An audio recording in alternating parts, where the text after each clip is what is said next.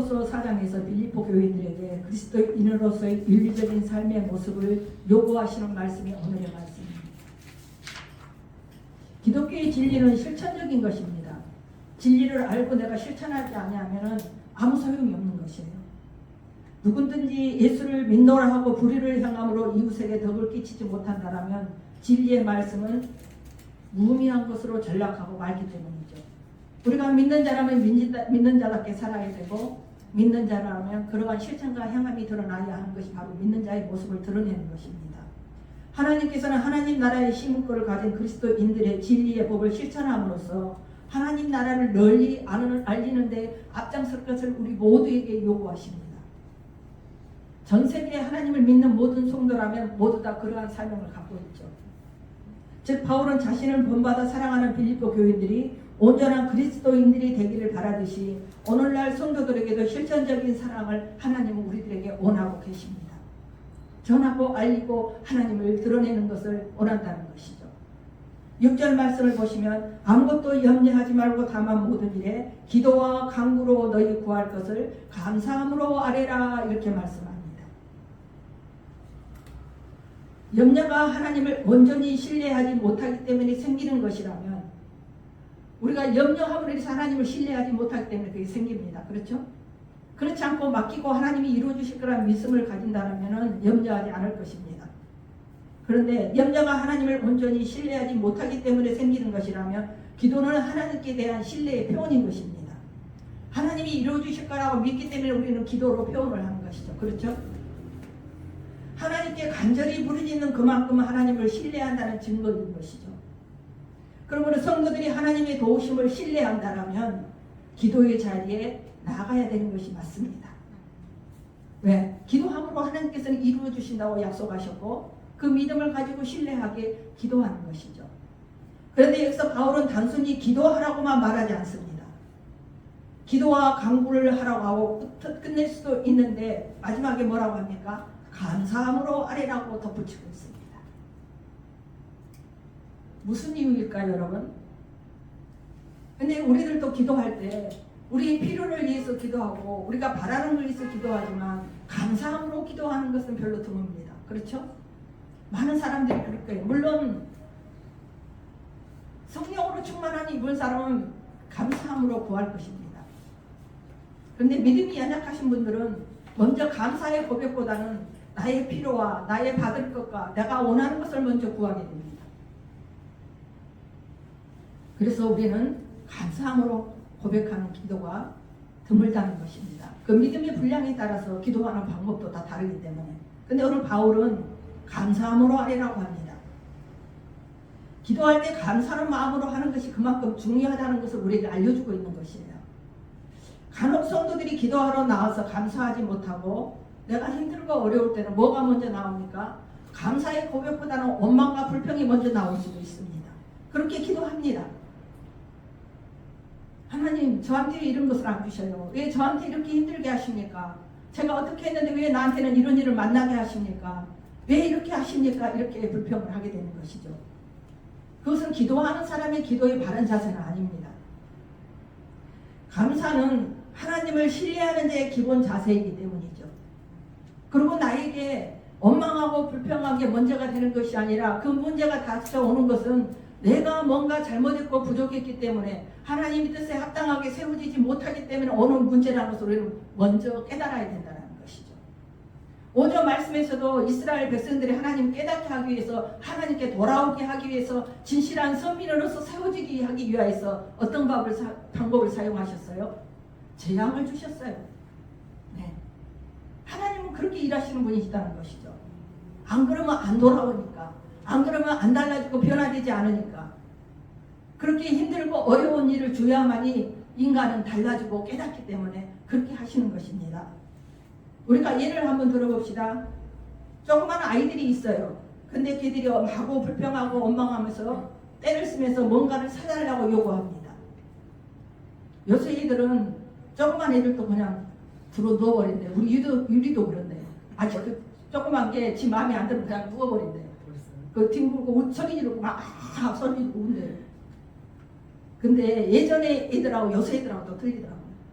물론 예전에도 우리가 애들 키울 때도 그런 모습을 보이는 애들이 있긴 있어요. 근데 요새 애들은 더 그런 것 같아요. 예, 갈수록 애들 자아도 강해지는 것 같아요. 그런데 그렇다면 그 부모들이 그런 애들을 다 그 뜻을 먼저 받아줍니까? 그래 다 해줄게 이렇게 해줍니까? 그건 교육이 아니죠. 그렇죠? 통계도 아니고 교육도 아니에요. 먼저 걔가 원하는 것을 들어주기 이전에 먼저 그 태도가 바뀌고 공손한 태도와 감사하는 마음을 가지고 그렇게 할 수 있도록 가르쳐주고 난 다음에 깨달았을 때 아이한테 원하는 걸 해주는 게 맞는 게 순서이죠. 그렇죠? 그렇다면 감사함으로 우리가 기도하지 않는 자는 하나님을 신뢰하는 자라고 할 수가 없다는 것이죠. 이런 어린아이하고 똑같다는 것이죠. 불평하고 원망하면서 기도하는 거. 하나님 제가 이렇게 헌신했잖아요. 이렇게 주신 사명을 하라는 거 감당했잖아요. 그런데 나한테는 왜 이렇게 하십니까? 저 아무개 집사는 저렇게 복을 주시면서 왜 나는 이렇게 안 주십니까? 이런 분들이 있습니다. 네, 많이 있어요. 드러내지 않을 뿐이지 그러한 마음의 중심을 갖고 기도하시는 분들이 많이 있습니다. 왜 그렇습니까?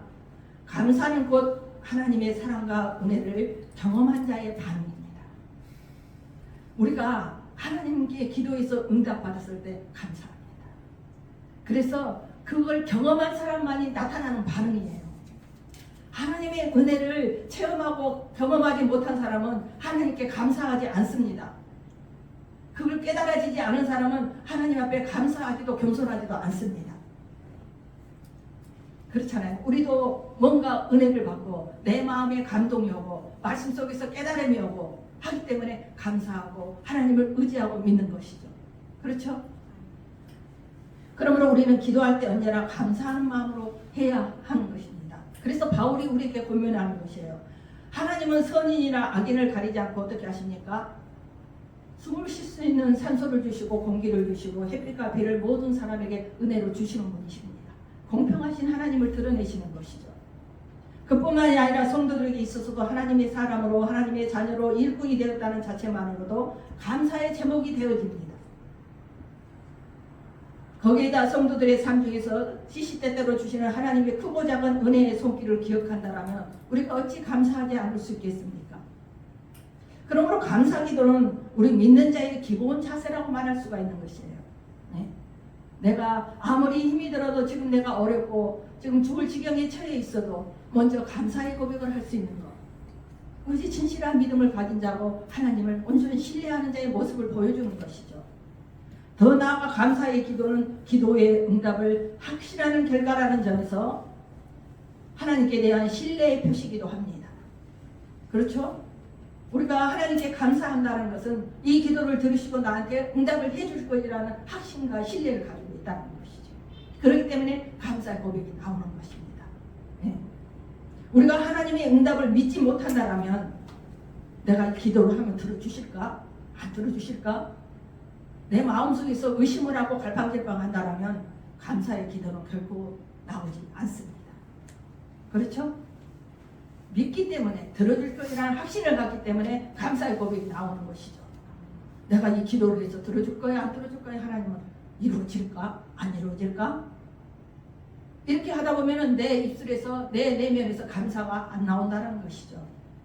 그러한 의미에서 감사는 믿음의 동어라고 할 수가 있어요. 믿음과 동어 함께 할 수 있는 언어라고 할 수가 있다는 것이죠. 그러면 여러분 기도할 때 먼저 하나님의 은혜를 기억하시기 바랍니다. 네. 나의 어려움과 나의 슬픔과 힘듦만을 먼저 생각하는 것이 아니라 하나님의 은혜를 먼저 생각하는 것이죠. 그러므로 인해서 먼저 감사의 고백을 하시고 감사로 기도를 시작하시기 바랍니다. 여러분 나의 궁핍한 환경과 짓누르는 염려를 생각하지 말고 먼저 하나님께 감사하시기 바랍니다. 어떠한 어려움과 슬픈 일이 있었을지라도 원망과 불평에서는 기도의 응답을 받을 수 없습니다. 감사함으로 겸손히 아랠 때 하나님은 응답해 주신다고 약속하시고 있어요. 네. 만약에 우리가 먼저 내가 어렵고 힘이 들어서 하나님께 원망과 불평을 했다고 해봅시다. 그럼 하나님이 우리에게 뭐라고 책망하실까요? 너 자신을 알라 할 것입니다. 안 그러잖아요? 그렇잖아요. 하나님이 뭘 잘못해서 안 주십니까? 하나님은 우리를 바로 세우기 위해서 바로 깨닫고 바른 신앙으로서 하나님의 자녀로서 하나님의 성품과 속성을 닮아가게 하기 위해서 이끌어 가시고 역사하십니다. 그래서 그 모습이 되기를 원하셔요. 이스라엘 백성들을 보십시오. 왜 그렇게 재앙을 주시고 기근을 주시고 이 속에 음식물이 하나도 끼지 않게 굶주림으로 그렇게 하시면서까지 돌아오기를 원하시고 애타게 돌아오게 하시려고 그렇게 힘쓰신 것입니까? 하나님은 우리들을 사랑하신다는 거예요. 우리들을 사랑하신다는 그거 하나의 조건. 이유는 사랑하시기 때문에 다시 돌이켜서 하나님의 은혜 안에 세우고 싶어 하시는 거예요. 그런데 다른 방법으로는 이 본성이 악하게 탁월한 인간은 다른 방법으로는 변화시킬 수가 없어요. 많은 물질을 주고 축복을 줘도 금세 변해요. 교만해지고 타락하고 부패해집니다. 그렇다고 해서 가난하게 하면 가난해서 또 죄를 범하는 자가 있고 가난하다고 해서 하나님께 막 매달리는 사람이 또 많지가 않습니다. 더 튕겨나가는 사람도 있어요. 그래서 하나님의 방법이 바로 그거예요. 깨닫게 하기 위해서 하나님께 돌아오게 하기 위해서 어려움을 주십니다. 그런데 많은 사람들이 교회에 나가도 복 주고 잘 먹고 잘 살아가는데 더 힘들어지고 더 나쁜 일만 생겨서 교회에 안 나간다고 이렇게 말하시는 분들 있죠. 근데 그분들은 하나님을 잘 몰라서 하시는 말씀입니다. 여러분, 우리가 감사와 더불어 하나님께 기도할 때 하나님께서 반드시 좋은 것으로 응답해 주십니다. 감사, 성경이 뭐라고 말씀하셔요? 감사할 조건이 없어도 감사하라고 하십니다. 다 그 이유가 있는 말씀이에요. 네. 내가 감사할 제목이 하나도 없어요. 지금 힘들고 지쳐있고 낙심되고 앞에 들어 다 산으로 깎아 막혀 있는데 감사할 조건이란 눈꽃만큼도 없는데 그럼에도 불구하고 하나님 앞에 감사로 아릴 때 그 기도를 들으시고 응답하신다는 것이죠. 우리가 간단히 생각해봐도 그렇지 않습니까? 원망하고 먼저 불평하는 사람보다 내가 지금 감사할 조건이 되지 않음에도 불구하고 감사하면서 기도할 때 어떤 사람에게 응답을 먼저 해주시겠습니까? 감사한 사람에게 응답을 해주죠. 저부터라도 그럴 것 같아요. 받을 손이 준비된 자에게 먼저 선물을 나눠주듯이 하나님은 감사의 마음을 가진 성도들에게 최상의 것으로 응답해 주실 것입니다. 그게 하나님의 방법입니다. 우리가 하나님을 바로 알면은 쉬워요. 제가 그러잖아요. 맨날 쉽다고. 그런데 다른 분들은 어렵다고 합니다. 하나님을 모르기 때문에. 네. 자, 7절을 보십시오. 그리하면 모든 지각에 뛰어난 하나님의 평강이 그리스도 예수 안에서 너희 마음과 생각을 지키시리라 이렇게 말씀합니다. 그리하면 감사함으로 기도하면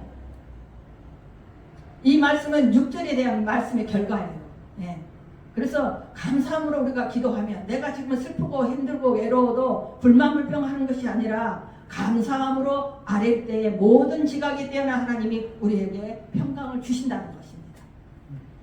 즉 우리의 염려 대신 우리를 필요로 하나님께 구하면 하나님이 우리에게 평강으로 주신다는 의미인 것이죠. 예수님께서는 기도의 응답에 대해 우리에게 많은 것을 약속해 주셨어요. 대표적으로 마태복음 7장 7절 8절을 보시면 구하라 그리하면 너에게 주실 것이요 구하는 이마다 얻을 것이요 라고 말씀합니다. 그걸 약속하셨어요. 우리 모두가 다 알고 있는 말씀이죠. 그런데 오늘 본문에서 바울은 우리가 기도하면 하나님이 응답해 주실 것이라 일반적인 교훈을 말하는 것이 아닙니다. 바울은 도리어 우리가 기도하면 하나님의 평강이 우리 마음과 생각을 지키실 것이라고 말씀하고 있어요. 왜 그랬을까요? 우리는 우리가 기도하는데도 받았으면 좋겠어요. 물질을 달라고 하면 물질을 주시고 나에게 부를 달라고 하면 부를 주시면 좋겠어요. 그런데 바울은 오늘 뭐라고 말씀해요? 감사로 아뢰면 기도하면 하나님이 우리의 마음에 평강으로 지켜주실 거라고 말씀합니다. 너 응답해 줄 거야, 물질 줄 거야, 복 줄 거야, 이게 아니에요. 보통 성도들은 현재 내가 가진 문제가 해결되면 내 마음의 염려가 사라지고 모든 평강이 찾아오고 안식이 찾아올 거라고 생각합니다. 내가 이것만 해결되면 아이고 살 것 같아, 평안해질 것 같아, 그렇습니다. 모든 성도들이 대부분 생각이 그렇습니다. 그래서 기도할 때 문제 자체 해결에만 온갖 초점을 맞춰서 기도하는 경향이 있습니다. 이것만 해결해 주시옵소서. 이것만 좀 없애 주시옵소서. 이것만 이루어 주시옵소서. 그러면 제가 잘하겠습니다. 그러면 제가 어떻게 하겠습니다. 그런 고백들을 수도 없이 합니다. 그런데 그러한 자세로 기도하게 되면 기도의 응답이 될 때까지 어떻게 돼요? 우리의 마음이 너무너무 초조해질 수 있습니다. 응답을 기다리기 때문에 언제 응답이 될까? 언제 이루어질까? 그런데 그건 아무 쓸데없는 생각이에요. 왜 그렇습니까? 하나님은 우리의 기도도 하나님이 때에 응답을 하시기 때문에 내가 아둥바둥 한다 그래서 내가 안절벽절 한다 그래서 되는 것이 아니다는 것이죠. 하나님이 때에 하나님의 뜻대로 이루어 주십니다. 그런데 그 기도에만 내가 부족하고 바라고 원하는 것에만 집중하여 기도를 하다 보면 그 응답이 이루어질 때까지 초조하다는 것이죠. 너무너무 기다려주고 얘가 탄다라는 것이죠. 이게 언제 응답될까? 빨리 이루어져야 되는데 이렇게 초조해질 수 있다는 것입니다. 또 기도로 문제가 해결된다 해도 해결해야 할 또 다른 문제가 발생하면 어떻게 돼요? 또 다시 염려하고 있다는 것이죠. 그 한 가지가 해결함을 받았어요. 그러면 그 이유는 아무 염려가 되는 일이 없을까요? 아닙니다. 또 있어요. 계속 기도의 제목은 있습니다. 우리 생명이 닿을 때까지 우리의 기도의 제목은 늘 연결되어 있습니다. 왜 그럴까요? 우리를 하나님은 기도하게 하시기 때문이죠. 기도해야 되기 때문에. 그리고 문제가 있어야만이 우리는 기도합니다. 평안하면 나태해져요? 안일해져요? 기도하지 않습니다. 신앙생활 제대로 하지 않습니다. 하나님은 그 모든 것을 아시고 계시기 때문에 이 한 가지를 응답해 주셔서 또 다른 기도의 제목을 남겨두십니다. 우리가 그걸 알아야 돼요. 네. 그런 의미에서 하나님의 평강이 우리들의 마음과 생각을 지키신다는 것은 어떤 구체적인 기도의 실제적인 응답보다는 훨씬 근본적인 해결을 약속하시는 것이죠. 마음의 평강을 주시는 것. 네. 여기서 지키라는 말은 언어로 보면 호위하다는 뜻의 군대의 영어입니다. 근데 로마 군대가 그 철도 같은 모처로 지키고 서 있는 그 모습을 상상하면 얼마나 든든합니까? 당시에 로마 군인들이 있었잖아요. 이처럼 하나님께서는 성도들이 기도할 때 그 평강이라는 파수꾼을 보내서 모든 염려와 실망으로부터 성도들의 마음을 호위에 지켜주신다는 것이죠. 기도의 응답이 중요한 게 아니라 하나님은 있는 것도 없게 하시고 없는 것도 있게 하시는 하나님이신데 언제든지 주실 수 있는 분이십니다. 그런데 그 제목을 응답받기 위해서 몸부림치는데 그 가운데서 내 마음이 먼저 평강이 이루어져야 한다는 것이죠. 그게 더 중요하다는 것을 바울이 오늘 우리에게 알려주는 것입니다. 내가 기도의 응답을 받기까지 초조하고 불안하고 두렵고 불안 속에서 있는 것보다 애가 타잖아. 그런데 내가 응답받기로라고 하나님 신뢰함으로 감사함으로 아랠 때 우리의 마음에 하나님은 평강을 주신다는 거예요. 그게 무엇이에요? 이루어 주실 거라는 확신과 신뢰를 주신다는 것이죠. 그래서 잠잠히 초조하지도 불안해하지도 아니하고 그때를 기다린다는 것입니다. 이 평강 주시는 평강이 얼마나 큰 은혜입니까? 근데 우리들은 그걸 모릅니다. 그 평강을 줬어도 그걸 깨닫지 못해요.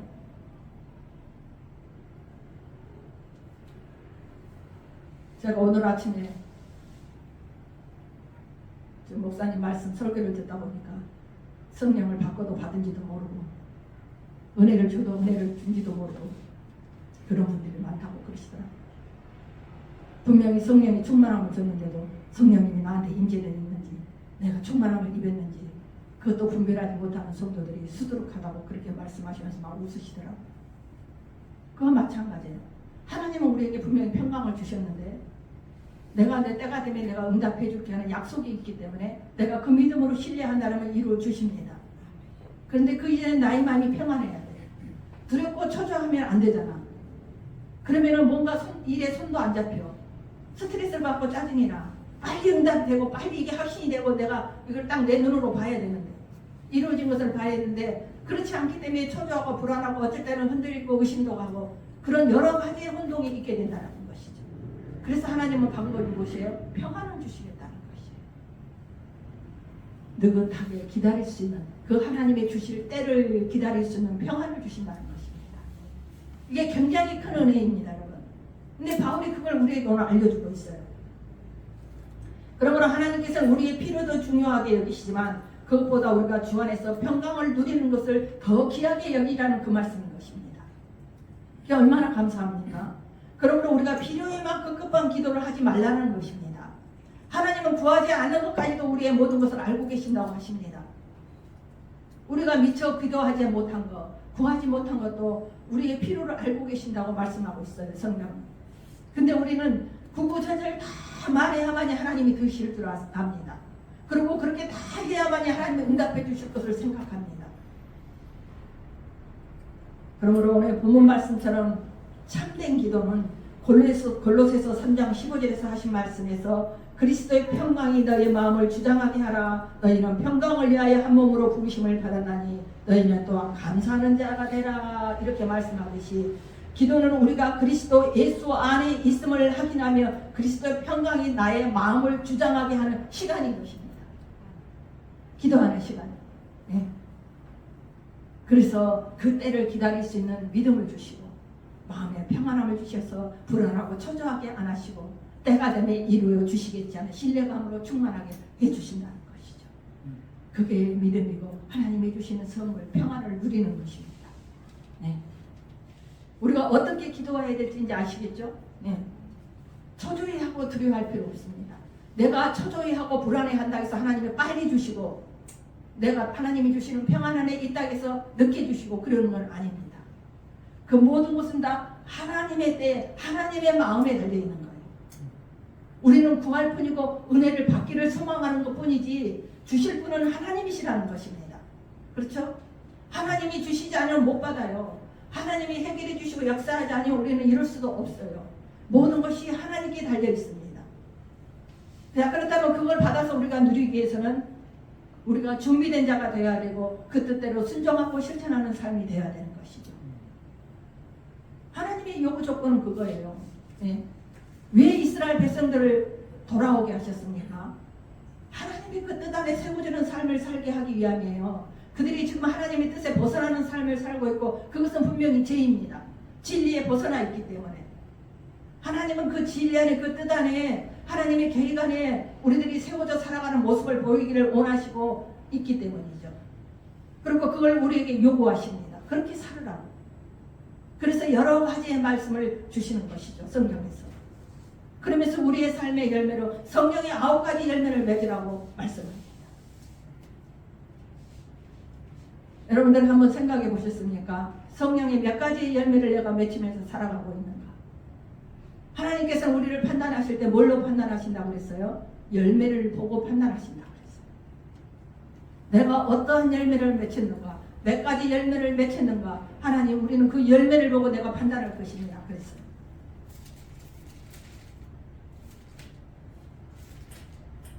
그럼 여러분 기도는 나보다 나를 더 잘하시는 하나님께서 가장 좋은 것으로 주실 것을 깨달음으로 평안을 얻는 시간입니다. 확신과 믿음을 가지고 응답해 주실 거야. 해결될 거야. 하나님은 해주실 거야. 그 믿음으로 구할 때 우리는 평안을 얻을 수 있다는 것이죠. 그래서 초조하지 않고 불안하지 않고 이루어 주실 거라는 확신을 가지고 기쁨과 감사함으로 인내하는 것입니다. 그래서 하나님은 인내를 이루라. 요동하지 말라. 내일 일을 염려하지 말라. 그 등등의 기도에 대한 말씀으로 수없이 주고 계십니다. 그럼에도 불구하고 우리는 문득문득 불안함이 옵니다. 초조합니다. 네. 근데 하나님의 약속은 신실하게 이루어집니다. 그래서 감사함으로 고백하고 감사함으로 고백하는 자에게 평강이 임할 것이고 그래서 초조하고 불안하지 않게 할 것이고 그 증거가 바로 하나님의 신뢰하는 증거이므로 때가 되면 이루어 주실 거라는 것이죠. 그래서 요동하지 말고 의심하지 말고 인내를 이루라 하시는 것입니다. 네. 내가 요동하고 흔들리고 의심한다고 해서 금방 빨리 이루어지고 내가 초조하고 날마다 발버둥친다고 해서 그게 빨리 이루어지지 않는다는 것이죠. 하나님이 원하시는 시간, 원하시는 때에 역사하시는 분이 하나님이시고 주시는 분도 하나님이시고 이루시는 분도 하나님이시고 모든 것은 하나님의 손에 달려있는 것이죠. 그러므로 모든 지각이 뛰어난 하나님은 우리의 온갖 구하는 것이나 내가 생각하는 것에 넘치도록 채워주실 분이시다는 것을 우리가 믿어야 되는 것이죠. 네. 그럼 평안이야말로 기도 응답보다도 더 소중하고 신령한 은혜라는 것을 믿으시기 바랍니다. 내가 기도하고도 불안하고 초조하고 요동하고 의심하고 이러면 되겠습니까? 잠잠히 기다릴 수 있는 평안이 있어야 된다는 것이죠. 그게 더 중요하다는 것이에요. 기도의 응답을 받는 것보다. 그래서 그걸 응답 받을 때까지 내가 불안하지 않고 초조하지 않고 요동하지 않고 의심하지 않고 잠잠히 인내하고 기다릴 수 있는 그 모습, 그 평안을 유지하면서 기다리는 것이 얼마나 감사합니까? 자, 8절을 보십시오. 끝으로 형제들아, 무엇이든지 참되며 무엇이든지 경건하며 무엇이든지 옳으며 무엇이든지 정결하며 무엇이든지 사랑받을 만하며 무엇이든지 칭찬받을 만하며 무슨 덕이든지 무슨 기름이든지 이것들을 생각하라, 이렇게 말씀합니다. 이것은 우리들에게 절대적인 윤리의 삶을 요구하신 것입니다. 이렇게 살아라. 근데 이런 모든 것을 감당하기를 우리 힘으로 절대 할 수 없습니다. 자, 그렇다면 우리는 바울이 이 욕을 우리의 힘으로 이룰 수 있을까요? 제가 할 수 없다라고 말씀드렸어요. 아니면 이것은 실천 불가능한 것을 원칙론적으로 교훈하는 것으로 불과할까요? 아닙니다. 8절에 나온 덕목들은 어떻게 보면 산상수훈의 초두에 언급된 팔복의 내용과 유사합니다. 그러므로 우리는 여기서 제시하는 덕목도 무엇을 하라는 것이에요? 예수님을 닮은 것이라고 볼 수 있습니다. 기도할 때 감사함으로 구하라고 그랬어요. 그러한 자에게 감사함으로 구하고 인내하고 하나님의 때를 기다리는 자에게, 그렇게 구하는 자에게 평안을 주실 거라 했어요. 그런데 그런 평안 속에서 너희의 삶이 어떻게 살아야 되느냐를 말씀하는 거예요. 윤리적인 삶. 네. 주님의 성품을 닮아가고 주님의 삶을 닮아가고 그 모든 속성을 닮아가라는 것이죠. 그게 바로 믿는 자의 삶의 모습이라는 것입니다. 하나님은 우리에게 이걸 수도 없이 요구하셔요. 그래서 항상 성경에 말씀하잖아요. 사랑해라, 희생해라, 배려해라, 용서해라, 주라, 베풀라, 나누라. 늘 그렇게 요구하시잖아요. 그렇다면 우리는 어떻게 예수님을 닮아가는 이런 절대적인 윤리의 삶을 살 수 있을까? 사실상 우리의 힘으로는 이 모든 덕목을 다 할 수 없습니다. 인간적인 노력으로는 불가능해요. 이 요구는 인간의 능력이나 인간의 스스로 노력으로는 도무지 이룰 수 없는 너무나도 경지가 높은 덕목들입니다. 바로 주님의 성품을 닮았기 때문에, 주님의 성품이기 때문이에요. 그렇다면 바울의 이 권면은 그저 원칙론적으로 주어지는 것인가? 아닙니다. 우리 스스로 이 요구를 이룰 수 없지만 성령의 능력으로는 가능하다는 것이죠. 성령님이 힘주시면, 성령님이 깨닫게 하고 감동 주시면 우리는 이 덕목을 세워갈 수 있다는 것이죠. 이 모든 것을 이루기 위해서는 내가 없어야 됩니다. 내가 살아서는 안 된다는 것이죠. 내려놓아야 돼요. 모든 것을 내려놓고 이끄심에 순종하며 따라가야 됩니다. 절제와 순종과 희생과 배려와 사랑으로 내가 세워지지 않고는 이 덕목을 세울 수가 없습니다. 그래서 성령님은 우리에게 능력 주셔서 우리가 도무지 할 수 없는 일도 할 수 있는 힘을 주십니다. 또 성령님은 우리의 부패한 심령도 새롭게 하십니다. 깨닫게 하시고 역사하셔서 내가 잘못 가고 있는 것을 방향을 바꾸시고 기뻐하시고 원하시는 방향으로 하나님은 이끌어 가십니다. 성령님은 창조의 영이십니다. 그러므로 우리가 성령을 의지하기만 한다면 우리는 세상 사람들과 달리 오늘 바울이 요구하는 절대적인 윤리의 삶을 살 수 있다는 것이죠. 인간적인 생각으로는 저 경지에 오를 수가 없지만 성령님이 나를 도우시고 성령님이 함께 하시면 이뤄갈 수가 있다는 것이죠. 물론 우리가 성령을 의지하는 삶을 산다고 해서 우리는 여전히 육체 가운데 있어서 육체의 소욕의 지배를 받을 수는 있습니다. 하지만 꾸준히 성령을 의지할 때 육체의 소욕이 지배에서 벗어나게 보다 더 완벽하게 절대적인 윤리의 삶을 살 수 있게 된다는 것이죠.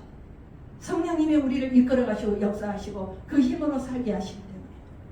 그건 무슨 말이에요? 방금 제가 말씀드렸듯이 내가 없어지는 것입니다. 내 주자, 내 끝, 내 자, 내 고집 모든 것을 내려놔야 된다는 것이죠.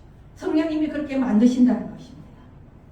그래서 하나님이 이끄시는 방향, 세워가시는 그 부분, 이렇게 행하라 감동 주시면 그렇게 순종하면 되는 것이고, 이렇게 하여라 하고 음성 주시면, 마음의 감동으로 주시면 그렇게 행하며 순종하면 되는 것이고, 그렇게 살아갈 때 성령님이 이끄시며 순종할 때 우리는 이 힘든 덕목도 세워갈 수 있다는 것입니다.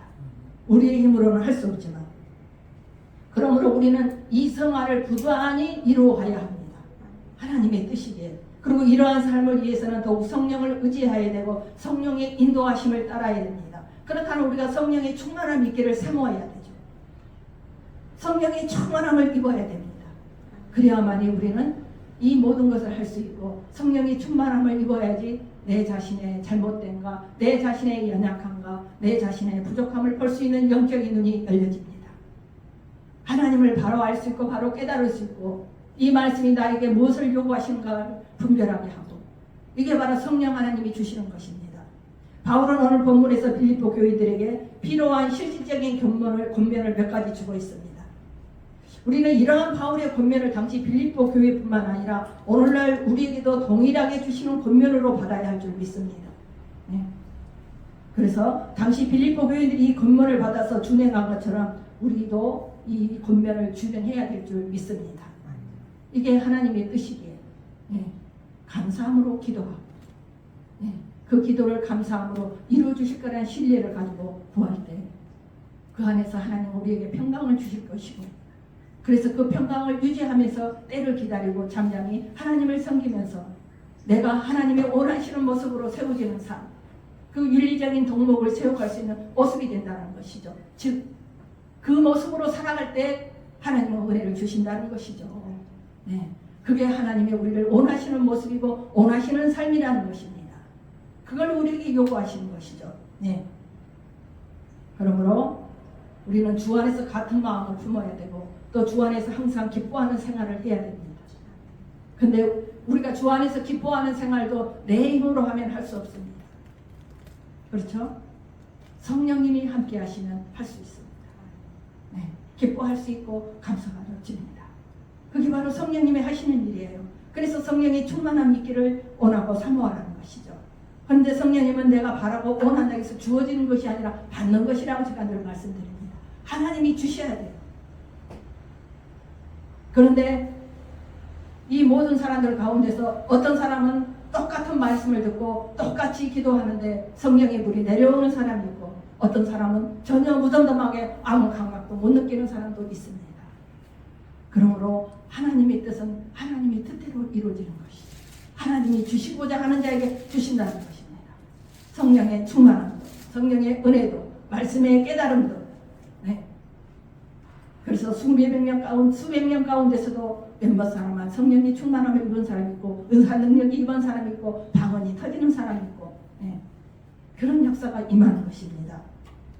여러분, 다른 사람에게 간용하며 모든 염려를 주께 맡기는 생활을 하는 것이 우리 성도의 본분입니다. 그 모습을 살아야 돼요. 더 나아가 성령을 의지하고 주님의 성품을 닮아가는 생활을 해야 됩니다. 바로 오늘 바울이 덕목에서, 그 윤리적인 덕목에서 말씀하고 있습니다. 주님의 성품을 닮아가는, 주님의 사랑을 닮아가는 것. 그래야 할 때 우리는 우리 교회가 아름답게 세워질 수 있고, 또 성도 각자가 이 세상을 향하여 빛과 소금의 역할도 능히 감당할 수 있을 것입니다. 왜? 성령님이 함께 하시니까, 하나님을 신뢰하니까, 성령님이 힘주시고 능력 주시니까 그렇게 할 수 있다는 것이죠. 윤리적인 경지에 올라가면 감당할 수 있는 것도 성령님이 함께 하시기에 우리는 이룰 수 있고, 그래서 감사함으로 기도하고 내가 초조하고 불안해하지 않냐고 하나님 주시는 은혜로 평강을 누릴 수 있고, 그때를 인내로 이루어갈 수 있으며, 그 덕목을 세움으로 하나님이 기뻐하시는 자로 온전하게 세워져서 맡은 바 잘해서 충성해서 교회가 아름답게 세워지고, 내가 빛과 소금의 역할을 하나님을 알리는 일을 할 수 있는 일을 넉넉히 감당해 나갈 수 있다는 그 말씀인 것이죠. 이해가 가시죠? 여러분, 바울이 우리에게 이렇게 권면했어요. 자, 오늘부터 기도하실 때 감사함으로 먼저 하시기 바랍니다. 힘들어도 어려워도 불만, 불평, 원망하지 마십시오. 그게 빨리 이루어지지 않는 것은 나의 부족하며 나의 잘못이에요. 하나님이 무엇을 잘못합니까? 하나님이 실수하는 분이십니까? 아니라는 것이죠. 그런데 받지 못하는 것도 우리의 잘못이고 체험하지 못한 것도 우리의 부족함 때문입니다. 네. 오늘 주시는 덕목에 대해서 그렇게 세워갈 때 주님의 성품을 닮아가고 그때로 세워질 때 하나님이 보시기에 기뻐하는 모습이며 기뻐하는 삶입니다. 그럴 때 하나님의 역사는 이루어질 것이고 성령님을 우리에게 부으실 줄 믿습니다. 네. 그러한 소망으로 기도하시고 그러한 소망으로 신앙생활 하시기 바라겠습니다. 네. 말씀